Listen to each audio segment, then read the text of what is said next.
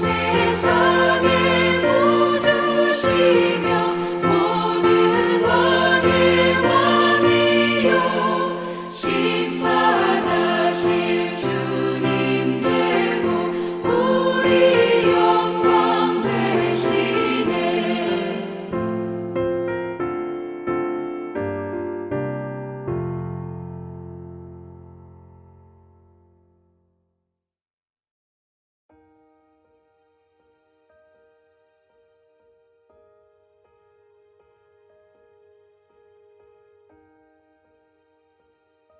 (21장) 그들이 예루살렘에 가까이 가서 감난산 벳박에 이르렀을 때 예수께서 두 제자를 보내시며 이르시되 너희는 맞은편 마을로 가라.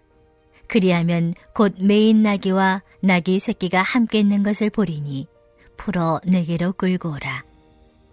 만일 누가 무슨 말을 하거든 주가 쓰시겠다 하라. 그리하면 즉시 보내리라 하시니 이는 선지자를 통하여 하신 말씀을 이루려 하심이라. 일러스되 시온 딸에게 이르기를 내 왕이 내게 임하나니 그는 겸손하여 나귀 곧 멍에 매는 짐승의 새끼를 탔도다 하라 하였느니라. 제자들이 가서 예수께서 명하신 대로 하여 나귀와 나귀 새끼를 끌고 와서 자기들의 겉옷을 그 위에 얹음에 예수께서 그 위에 타시니 무리의 대다수는 그들의 겉옷을 길에 펴고 다른 이들은 나뭇가지를 베어 길에 펴고 앞에서 가고 뒤에서 따르는 무리가 소리 높여 이르되 호산나 다윗의 자손이여 찬송하리로다. 주의 이름으로 오시는 이여 가장 높은 곳에서 호산나 하더라. 예수께서 예루살렘에 들어가시니 온 성이 소동하여 이르되 이는 누구냐 하거늘 무리가 이르되 갈릴리 나사렛에서 나온 선지자 예수라 하니라. 말씀으로 하루를 여시고 또 말씀으로 하루를 사시는 우리 성도님들을 주님의 이름으로 사랑하고 축복합니다. 오늘 우리가 함께 나눌 말씀은 예수님께서 예루살렘에 입성하시는 아주 유명한 장면입니다. 이 장면은 흔히 종려주일 말씀으로 잘 알려져 있는데요. 예수님께서 이 땅 가운데 어떠한 목적으로 오신 분이신지 어떠한 왕이신지에 대한 그 정체성이 명확하게 분명하게 드러나는 그러한 매우 중요한 장면입니다. 지난주 금요일 날 여러분 전주에 대통령이 방문했어요. 보셨습니까? 예. 대통령이 와서 한동안 막 전주가 떠들썩했습니다. 저도 금요기도에 이제 막 시작하기 전에 우리 베데스다 선생님들 몇몇 분하고 이렇게 저녁 식사 약속이 있어서 전북대 병원 앞에 그 삼거리 프라자 약국 앞에서 이제 횡단보도 건너려고 그렇게 기다리고 있었습니다. 근데 맞은편 식당으로 이제 가려고 신호가 딱 바뀌기만을 기다리고 있는데 아니 한 20분간 도무지 막 신호가 바뀔 생각은 안 하고 저 전주역에서 평화도구로 가는 신호만 계속 켜져 있고 그쪽으로만 차가 가는 거예요. 아니, 경찰분들이 곳곳마다 이렇게 막 배치가 되어 있고 물론 이제 대충 예상은 했었죠. 이제 대통령께서 지나가나 보다 그런가 보다 그렇게 짐작만 했는데 시간이 꽤 길더라고요. 그러더니 어느 순간 이제 도로에 지나가는 차량이 숫자가 점점 줄고 텅 비는 겁니다. 그러더니 저쪽에서 경찰 오토바이 몇 대가 막 번쩍번쩍 하면서 전주역 쪽에서 막 다가오는 거예요. 그리고 나서 또 바로 뒤이어서 그 TV에서나 보던 검정색 SUV 그 경호 차량들이 막 줄지어서 오고 또 그 뒤로 바로 아마도 대통령이 탄 것으로 보이는 그 검은색 방탄 차량 그 세단이 샥 이렇게 지나가는 것입니다. 대통령이 지나가는 것을 보니까 그 위험에 저도 모르게 이렇게 감탄이 막 저절로 터져 나왔습니다. 여러분 사극에서도 보면 옛날에 왕이 한번 이렇게 행차하면 그 왕이 지나갈 때까지 모든 백성이 다 고개 숙이고 있고 막 그러잖아요. 이처럼 이 왕의 위험이라고 하는 것은 그 왕이 지나가는 모습만 봐도 알 수 있고 느낄 수 있는 것입니다. 이 고대 사회에서 이 왕은요, 전쟁에서 승리하면 군마를 타고 아주 위험 있게 입성했습니다. 그런데 오늘 본문 말씀을 보니까 만왕의 왕이신 우리 예수님은 예루살렘을 입성하시는데 어떤 모습입니까? 사실 많은 사람들이 예수님께서 그동안에 보여주신 그 많은 기적들을 보면서 야, 예수님께서 유대인의 왕으로 오셨기 때문에 이제 그 기적을 통해서 보여주셨던 그 능력으로 말이야, 저 로마를 다 물리치시고 우리를 구원하여 주실 것이야. 우리를 해방시켜 주실 것이야. 이렇게 생각하고 기대했습니다. 그러한 기대를 가지고 있었기 때문에 예수님께서 많은 군중과 군대를 거느리고 멋진 말을 막 타고 예루살렘에 위풍당당 입성하시는 그 승리하신 왕의 모습을 기대했을 것입니다. 그런데 예수님은 기대와 달리 군대의 말이 아닌 나귀, 그것도 새끼 나귀를 타고 들어오십니다. 여러분, 왜 그러셨을까요? 그 첫째 이유는 우리 예수님께서는 선지자를 통해 전하신 그 하나님의 말씀을 성취하는데 순종했기 때문입니다. 스가랴서 9장 9절의 말씀을 제가 한번 읽어보겠습니다. 스가랴서 9장 9절입니다. 시온에 따라 크게 기뻐할지어다. 예루살렘에 따라 즐거이 부를지어다. 보라, 네 왕이 내게 임하시나니 그는 공의로우시며 구원을 베푸시며 겸손하여서 나귀를 타시나니 나귀의 작은 것 곧 나귀 새끼니라. 아멘. 여러분, 이 말씀은 오늘 본문 5절에도 인용된 말씀이기도 합니다. 새끼 나귀를 타신 것은 바로 이 하나님의 말씀의 뜻을 성취하려고 이루려고 하신 것입니다. 여러분, 우리도 예수님처럼 우리가 행하는 모든 것이 바로 하나님의 뜻을 이루는데 집중되어 있어야 할 것입니다. 우리 모두는 하나님의 뜻이 성취되는데 도구로 사용되어져야 합니다.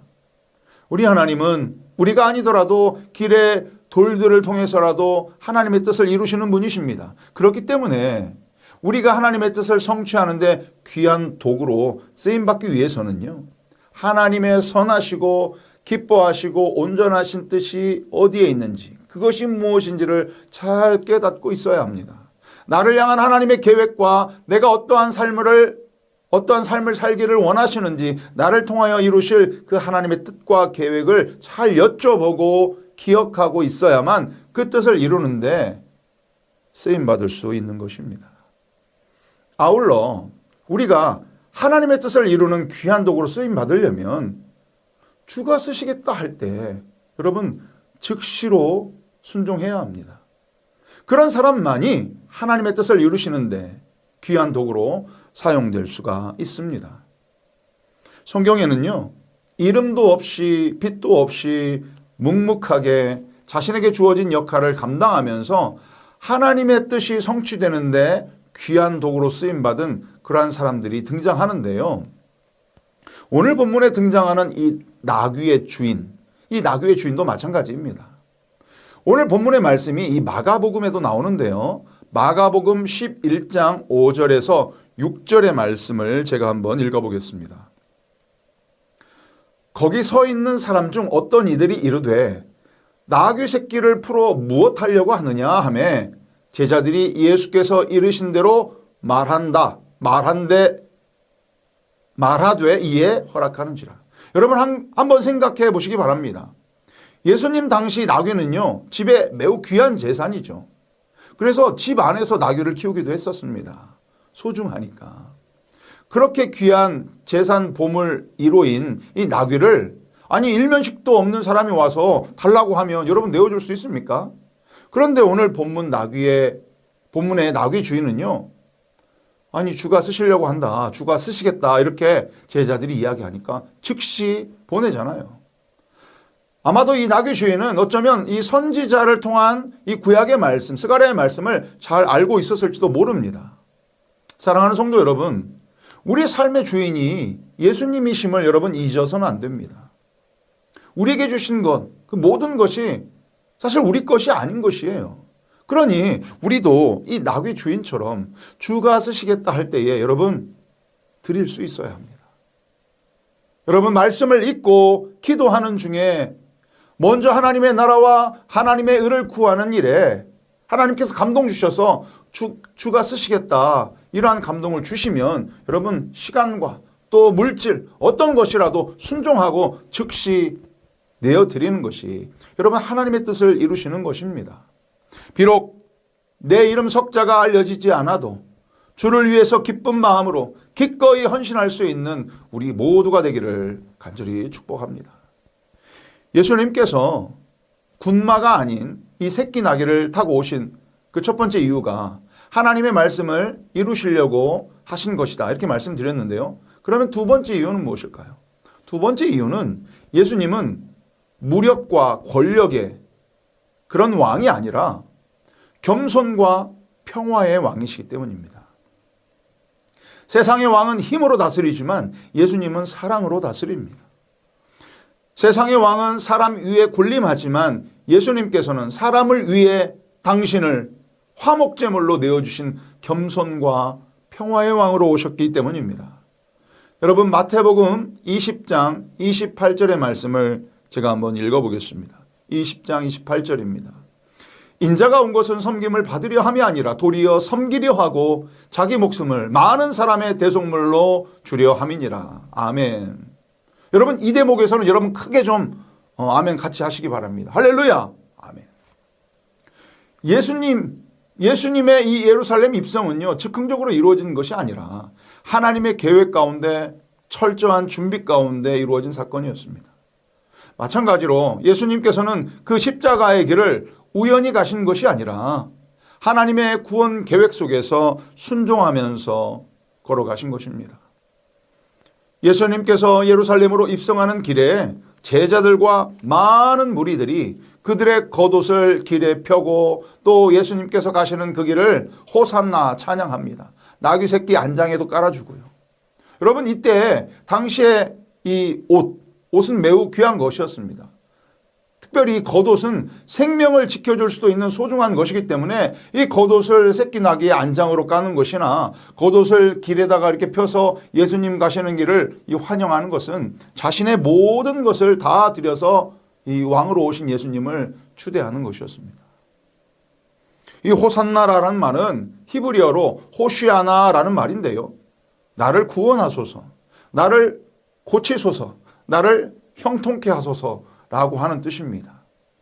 그래서 호산나 다윗의 자손이여 나를 불쌍히 여기소서, 이 표현은 이 마태복음에서 맹인들과 귀신 들린 자들을 비롯한 여러 사람들이 예수님을 향해서 부르짖었던 말입니다. 호산나 다윗의 자손이여 나를 불쌍히 여기소서. 여러분, 이 말은 하나님, 저는 하나님 도움 없이는 살아갈 수 없는 사람입니다 라고 고백하는 찬양입니다. 여러분, 우리도 예수님께 기도하며 찬양할 때에 이 맹인들처럼 호산나 다윗의 자손이여 이 나의 어두운 영의 눈을 뜨게 하소서, 귀신 들리는 자들처럼 호산나 다윗의 자손이여 부르짖어 여러분 외치면서 주님, 나를 억누르는 이 세상의 악한 영들의 속삭임과 유혹에 마음 뺏기지 않게 하시고 흔들리지 않게 하시고 주님께만 붙들려 살게 하옵소서라고 여러분 고백하시기 바랍니다.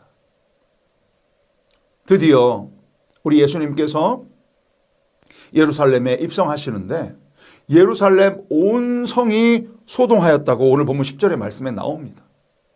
오늘 본문의 말씀 중에 여러분 한글로 번역되어서 가장 오해하기 쉬운 단어 중에 하나가 바로 10절에 나오는 소동하여, 이 소동입니다. 소동. 여기서 이 소자가 작을 소자가 아닙니다. 소동이 벌어졌다고 하니까 아유 뭐 좀 작은 해프닝이었나? 이렇게 오해할 수 있는데요. 이 소동이라고 하는 것은 사람들이 그만큼 놀라고 흥분하고 떠들썩한 일이 벌어졌음을 말하는 것입니다. 소동이라는 헬라어 단어를 보니까 헬라어로 CO라고 하는데요. CO. 여기서 CO라고 하는 것은 CO라고 하는 이 헬라어의 단어의 뜻은 흔들리고 막 진동하다라는 뜻입니다. 그러니 이 예수님께서 예루살렘에 입성하신 것으로 인해서 일어난 이 소동은요, 이 천지개벽하는 일 정도의 아주 크고 놀라운 일이었다라고 하는 것입니다. 그만큼 우리 예수님의 예루살렘 입성이 모든 악하고 더럽고 거짓되고 어두운 것들을 파괴하고 물리치고 진리로 새롭게 하는 이 한바탕의 크고 놀랍고 떠들썩한 소동이었던 것입니다. 여러분, 한 나라의 정권이 바뀌니까 소동이 일어납니까? 안 일어납니까? 일어나죠. 잘못된 것이 바로 잡히고 악하고 거짓된 것들이 처벌을 받고 하나님의 공의와 정의가 바로 서게 되고 결국 진리가 승리하게 되는 것. 여러분, 이게 진짜 소동입니다.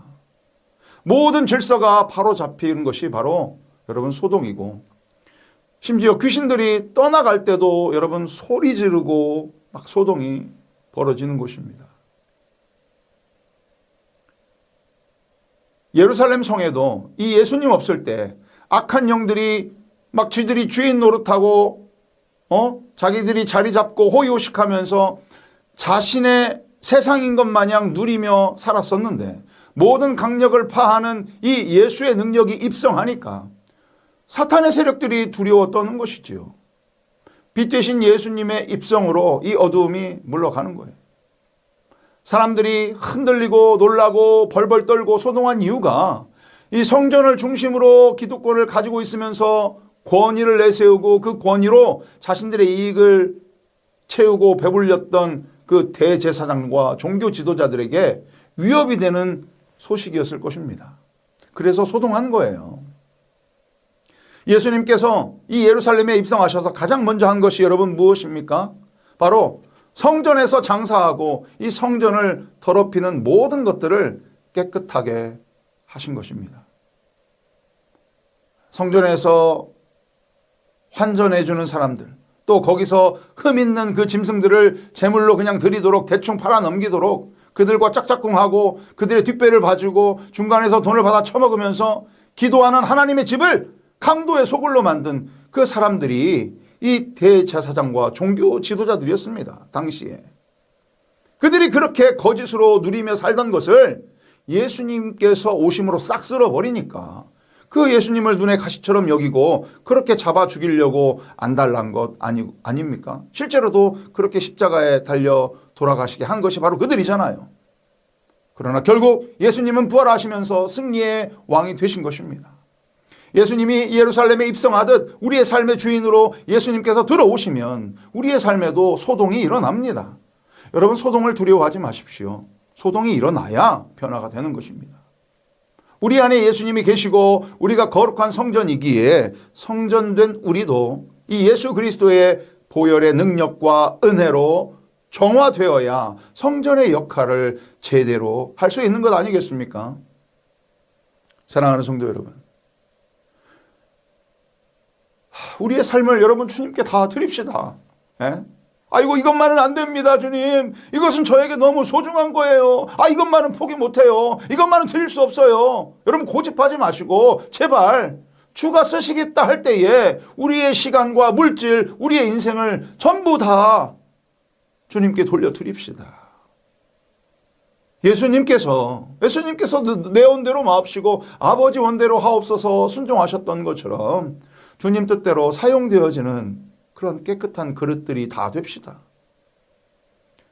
제자들과 무리들처럼 우리의 소중한 겉옷을 주님께 드리고 주님 가신 그 길을 우리도 함께 따라가며 주님의 오심을 기뻐하여 호산나 찬양하는 우리의 삶이 되기를 간절히 소망합니다. 주님이 우리 안에 거하심으로 우리의 욕심과 고집, 그리고 다툼과 분열과 거짓과 어두움이 사라지는 한바탕 큰 소동이 벌어져서 성령의 능력으로 새롭게 되어서 한평생 거룩한 성전으로 하나님께 온전한 예배 드리는 면류관에 빛나는 우리의 삶이 되시기를 주님의 이름으로 간절히 축원합니다. 우리 함께 기도합시다.